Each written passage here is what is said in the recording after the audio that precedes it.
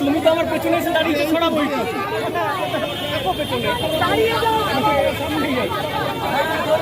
থেকে আমাদের বিভিন্নভাবে প্রেসারাইজ করছিল কাজে জয়েন করার জন্য। প্রথম দিকে দেখা যাচ্ছিল যে সিনিয়র ডাক্তারদের বিভিন্নভাবে সার্ভিস পিইটি বা এমওটিআর যাদের আছে তাদের প্রত্যেক ক্ষেত্রেই উপর থেকে চাপ দেওয়া হচ্ছিল কাজে জয়েন করার জন্য। এখন যেহেতু সুপ্রিম কোর্ট আমাদের ব্যাপারটা আন্দোলনের ব্যাপারটা ভালো চোখে দেখছেন না এবং তিনি যেহেতু বলেছেন 5 তারিখের পর রাজ্য সরকার পদক্ষেপ নিতে পারেন, সেই জন্য হাতে একটা সুবর্ণ সুযোগ পেয়ে গেছেন 5টার মধ্যে আন্দোলন দমন করার জন্য। কিন্তু আমরা আমাদের যে মেন দাবিগুলো এখনও কিন্তু পূরণ হয়নি। আমরা যে চেয়েছিলাম এই ঘটনার সঙ্গে দায়ী যে সিপি কলকাতা পুলিশের কমিশনার তার অপসারণ, সেটা আমরা পাইনি। এই ঘটনার সঙ্গে যে মূল দায়ী যে অভিযুক্ত এবং যারা প্রত্যক্ষ পরোক্ষভাবে ঘটনাটাকে ধামাচাপা দেওয়ার চেষ্টা করছে তাদেরকে কিন্তু এখনও গ্রেপ্তার করা বা তদন্তের আয়ত্তে আনা হয়নি। এবং আমাদের যে সেফটি সিকিউরিটি এর দাবিগুলো এখনও পূরণ হয়নি।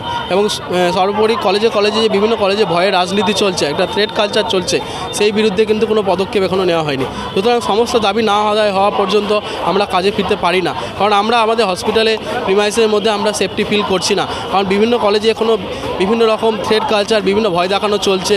বিভিন্ন অজুহাতে ছাত্রদলের সংগঠক টিএমসিপি নেতারা বিভিন্নভাবে ভয় দেখাচ্ছে এবং তারা বিভিন্ন জুনিয়র ছাত্রদেরকে থ্রেটও দিচ্ছে। সুতরাং এই পরিস্থিতিতে আমাদের যতদিন না দাবি পূরণ হচ্ছে আমরা কাজে ফিরতে পারছি না।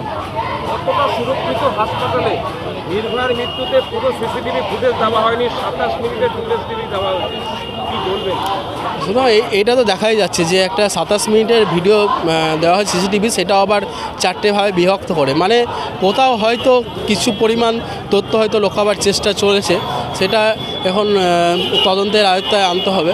আমরা এটা প্রথম থেকে বলে আসছি, যারা বিভিন্নভাবে পুলিশ যারা আছে এবং পুলিশ প্রশাসন যারা যেভাবে একটা ব্যাপারটা ধামাচাপা দেওয়ার এভিডেন্স ট্যাম্পারিং চেষ্টা করছে, তাদেরকে যেন সিবিআই পাকড়াও করে এবং তাদেরকে তদন্তে আয়ত্তে নিয়ে আসে, তবেই কিন্তু ঘটনার সত্যতা যাচাই হবে এবং সত্যতা সামনে আসবে।